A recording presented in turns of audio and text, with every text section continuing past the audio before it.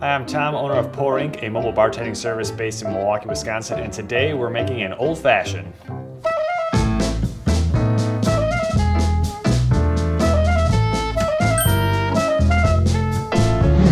So there are a ton of different versions of old fashions, especially here in Milwaukee, Wisconsin. But what I'm gonna do is I'm gonna do a hybrid of the classic old fashioned and what we call Wisconsin old fashioned. I'm gonna start with our mixing glass, and I'm gonna put an ice block in here. You can definitely just use regular ice, but I use a company called Below Zero. They have phenomenal looking ice. It really changes the experience you're having with the cocktail.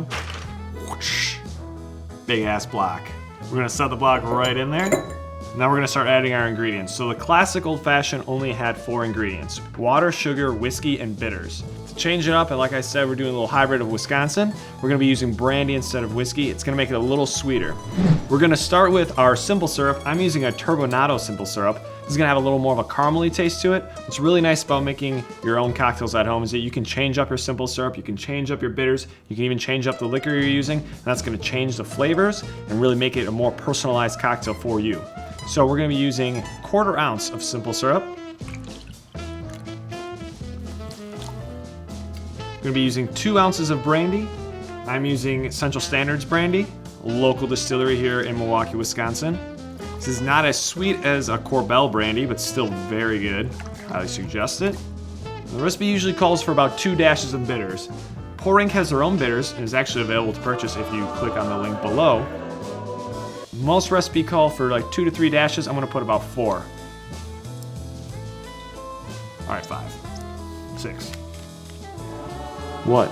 I like bitters. Since there's no citrus in this cocktail, you don't need to shake it, you don't need to break up those molecules. Everything pretty much blends together pretty well. So the point of stirring the cocktail is to create a proper dilution as well as mixing all the ingredients.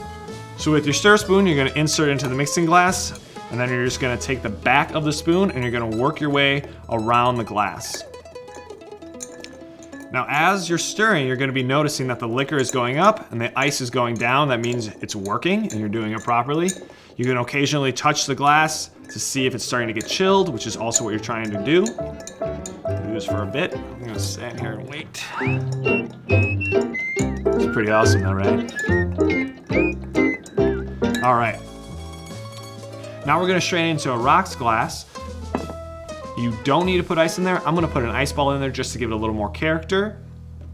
Perfect. We're gonna use our Hawthrone Strainer to make sure we catch that ice block.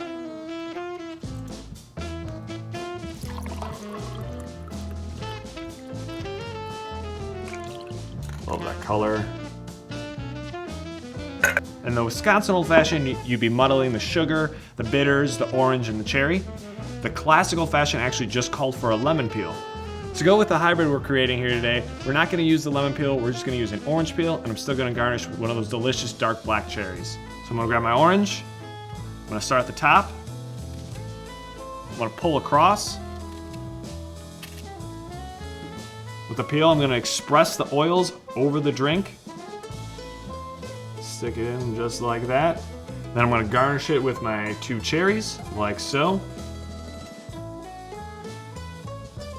There you have your classic Wisconsin hybrid old fashioned.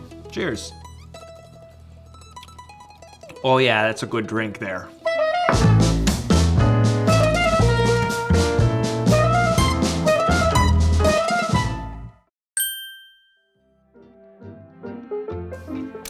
This is fucking delicious.